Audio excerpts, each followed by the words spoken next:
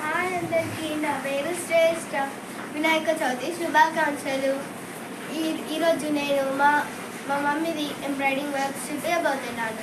మీకు కానీ నచ్చితే లైక్, షేర్, సబ్స్క్రైబ్ చేయండి. ఇప్పుడు నేను మా మమ్మీ డిజైన్ చూపించబోతున్నాను. రండి.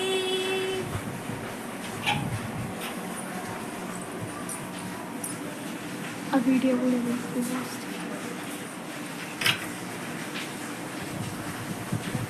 బాయ్.